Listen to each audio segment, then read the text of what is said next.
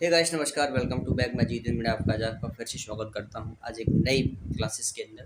Guys, आज मैं आप लोगों के लिए एक क्लास लेके आया हूं और वो जो क्लास रहेगी कहीं ना कहीं हमारी जनरल अवेयरनेस से रिलेटेड रहेगी, जिसमें मेरे अप्रॉक्सीमेटली 35 या 40 क्वेश्चंस रहेंगे। और वो जो क्वेश्चंस हैं वो आप लोगों के लिए बहुत बेस्ट हैं। कहीं न कहीं वो क्वेश्चंस भी हैं जो कि विगत परीक्षाओं में पूछे हुए प्रश्न हैं। अर्थात वो प्रश्न यदि आप 1-2 बार पढ़ लेंगे अच्छी तरह से, तो कहीं न कहीं संभावना है कि आने वाले एग्ज़ाम में वो क्वेश्चन अवश्य आपको एक न एक देखने को मिलेगा।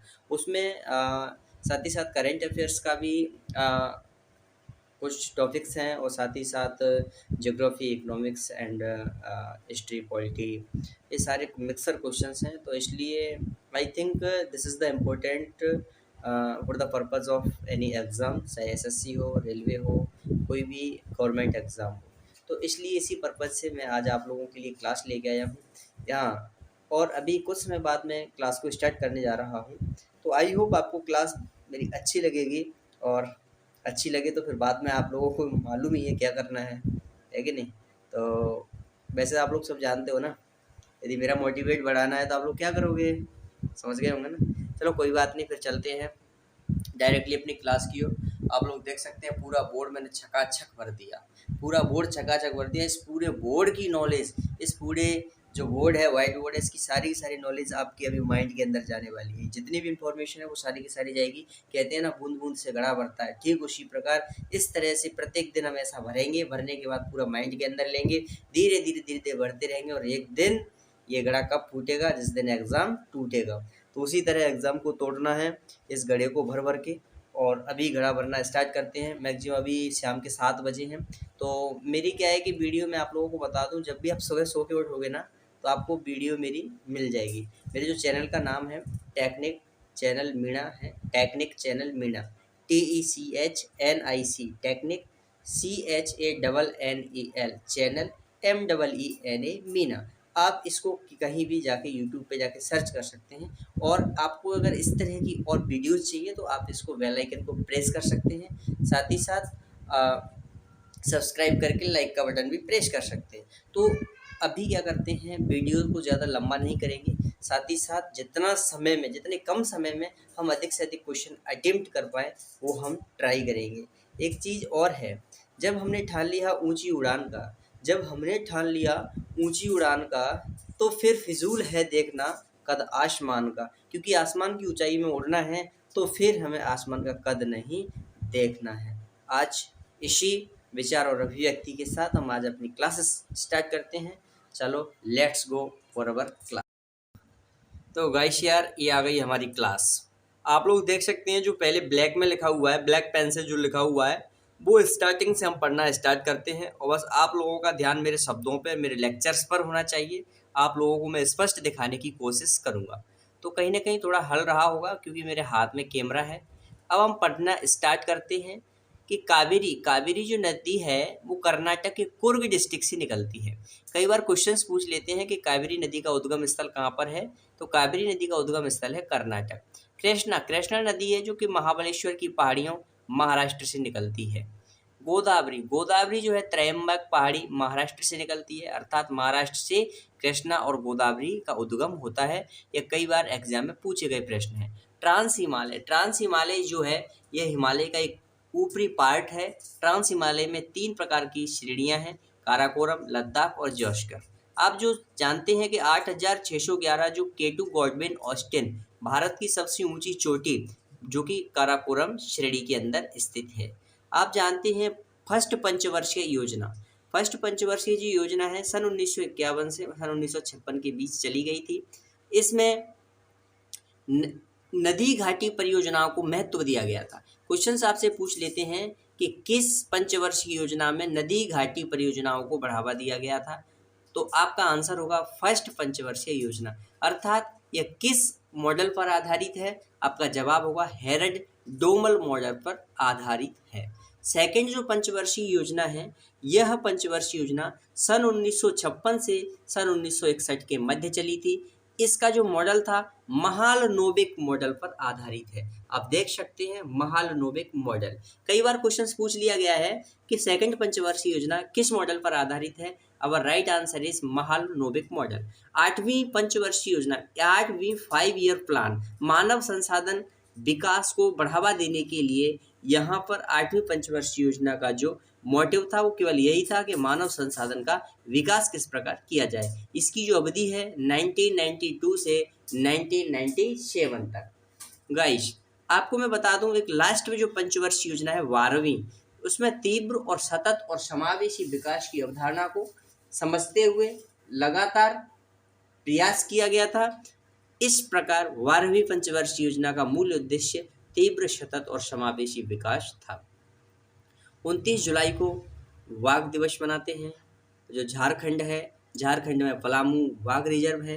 ग्रुप डी में कई सारे क्वेश्चंस पूछे जा रहे हैं कि पलामू वाघ रिजर्व कहाँ पर है, तो झारखंड में है। असम के अंदर भी कई सारे हैं, जैसे ओरांग, मानस, देहिंग, पटकई। अगर क्वेश्चन आ जाए कि असम का न्यू टाइगर रिजर्व कौन सा है, तो आपका आंसर होगा देहिंग पटकई। नामेरी, रायमोना, ये बहुत ही इम्पोर्टेंट हैं। कई बार क्वेश्चन पूछा गया कि औरंग नेशनल पार्क कहाँ पर है, असम के अंदर है। आप देख सकते हैं 73 अर्थात 73वां कॉन्स्टिट्यूशन अमेंडमेंट एक्ट, ये किससे संबंधित है, पंचायती राज से संबंधित है, जो कि 24 अप्रैल 1993 से लागू हुआ था। इसमें यह पंचायती राज जो है वो विभाग 9 में है, 11वीं अनुसूची है लगती है, और टोटल इसमें 29 विषय हैं। 243 ए से लेकर के 243 ओ तक इसमें टोटल आर्टिकल हैं। नेक्स्ट है 74वां संविधान संशोधन, जो कि नगर निकाय से संबंधित है। नेक्स्ट है 1929 में लाहौर का अधिवेशन हुआ था। लाहौर के अधिवेशन में पूर्ण स्वराज्य की मांग रखी गई थी, जिसमें अध्यक्षता जिन्होंने की थी पंडित जवाहरलाल नेहरू के द्वारा अध्यक्षता की थी। अर्थात क्वेश्चन सीधा सीधा पूछेंगे कि लाहौर अधिवेशन कब हुआ था, आपका आंसर होगा 1929 अर्थात 1929 में। 1930 में दांडी मार्च हुआ था। आप देख पा रहे होंगे लास्ट में 1930 में दांडी मार्च हुआ था, अर्थात सविनय अवज्ञा आंदोलन सन 1930 में, जिसमें साबरमती से दांडी के लिए पैदल यात्रा शुरू की थी महात्मा गांधी जी ने, और इसमें नमक कानून तोड़ा था। गाइस अभी हमारा फिलहाल के लिए पूरा का पूरा ये सीक्वेंस हो गया है, पूरा का पूरा ये सीक्वेंस अभी हो चुका है। नेक्स्ट जो हमारा रहेगा वो ब्लू पेंसिल से है, और ब्लू पेंसिल वाला जो है अभी हम पढ़ना स्टार्ट करते हैं। आप देख सकते हैं इसमें भी बहुत ही इंपॉर्टेंट क्वेश्चंस हैं, बहुत ही इंपॉर्टेंट क्वेश्चन है। इसमें लिखा गया है पत्रकारिता। पत्रकारिता जो है एक पुलित्जर पुरस्कार के क्षेत्र में, जो पुलित्जर पुरस्कार होता है वो पत्रकारिता के क्षेत्र में दिया जाता है। आपसे क्वेश्चंस पूछ लेते हैं कि पुलित्जर जो अवार्ड है वो किस क्षेत्र में दिया जाएगा, आपका आंसर होगा सर पत्रकारिता के क्षेत्र में दिया जाएगा। वो अभी तक किसने दिया है, बालकृष्ण दोषी जी को भी दिया गया है। आप देख सकते हैं केंताजी ब्राउन जो है वो यूएसए संयुक्त राष्ट्र अमेरिका के सुप्रीम कोर्ट में अश्वेत पहली महिला केंताजी ब्राउन है। 1960 में अर्थात 1960 में सिंधु जल समझौता हुआ, जो कि भारत और पाकिस्तान के बीच हुआ। सबसे मोस्ट इम्पोर्टेंट समझौता है जो कि भारत और पाकिस्तान के बीच हुआ था, सिंधु जल समझौता। पेंटागोनिया का मरुस्थल, कई बार क्वेश्चन आपसे डायरेक्टली पूछ लेते हैं कि बताइए पेंटागोनिया का मरुस्थल कहाँ पर स्थित है। Your right answer is Argentina. संस्कृत ग्राम, अभी हाल ही की ये घटना है कि संस्कृत ग्राम कहाँ पर मतलब बसाए जाने का उल्लेख किया गया है, तो उत्तराखंड में। आपको मैं एक बात बताऊँ, उत्तराखंड में एक नेशनल पार्क है जिसका पुराना नाम हेली नेशनल पार्क था, उसका फिर मिड नेम हुआ जिम कॉर्बेट पार्क, और आज वर्तमान में जो उसका नाम हुआ है रामगंगा नेशनल पार्क उत्तराखंड। कई बार क्वेश्चंस पूछ लेते हैं कि जिम कॉर्बेट पार्क का नया नाम क्या है, रामगंगा। नेक्स्ट क्वेश्चन है जीएसटी से रिलेटेड। जीएसटी में लक्की बिल ऐप जो सबसे पहले लागू किया था वो केरल राज्य ने किया था। इसका पर्पज़ ये था कि जो जीएसटी के जो बिल आते हैं उन बिलों को इस ऐप पर अपलोड करते हैं, जिससे जीएसटी चोरी होने या न होने का पता चलता है। जीएसटी जो है 101वां संविधान संशोधन था, यह एक अप्रत्यक्ष कर होता है, और जीएसटी अंतर्राज्यीय परिषद जो है इसका उल्लेख आर्टिकल 279 ए में किया गया है। आप देख सकते हैं उपसौर जो है 3 जनवरी, उपसौर उस स्थिति को कहते हैं जब सूर्य पृथ्वी के नज़दीक होता है और अपसौर उस स्थिति को कहते हैं जब सूर्य पृथ्वी से दूर होता है। दोनों स्थिति बहुत ही इम्पोर्टेंट हैं कि उपसौर 3 जनवरी को होता है और अपसौर 4 जुलाई को होता है।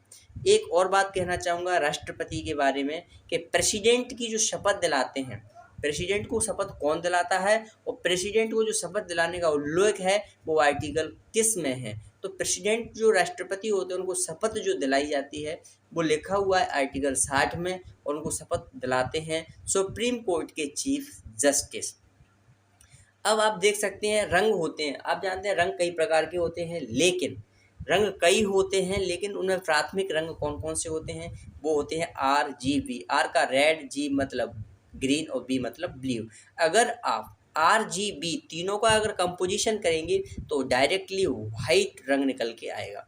अब आप देख सकते हैं हल्की धातु लिथियम, लिथियम इज द बहुत मतलब कह सकते हैं सबसे हल्की धातु लिथियम ही होती है। और भारी धातु की बात की जाए गाइस तो ऑस्मियम, ऑस्मियम सबसे भारी धातु होती है। और मेरा कहने का मतलब ये है कि आपको ये क्वेश्चंस इस प्रकार से पढ़ने होंगे कि बिल्कुल दिमाग में रखना होगा। इनमें से एक न एक क्वेश्चंस आपको फिजिक्स में पूछ ही लेते हैं कि भारी धातु, हल्की धातु, है ना। और हार्टबीट, हार्टबीट आप देख सकते हैं हार्टबीट कहाँ से होती है, ऐसे नोड से होती है, साइनोकुलर नोड में होती है।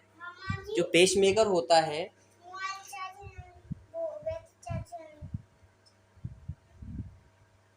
पेसमेकर जो होता है, पेसमेकर जो होता है आप देख सकते हैं कृत्रिम पेसमेकर जो कि आर्टिफिशियल हार्ट के रूप में काम करता है, वो उसको कृत्रिम पेसमेकर कहते हैं।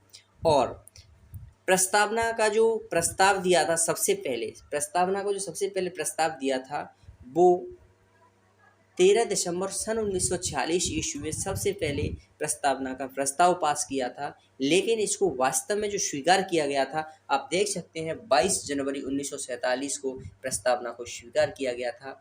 और लास्ट में इम्पोर्टेंट चीज़ एक और कहना चाहूँगा कि ब्रह्मपुत्र नदी बहुत ही इम्पोर्टेंट है। ब्रह्मपुत्र नदी तिब्बत से निकलती है, तिब्बत में से शांगपो कहते हैं।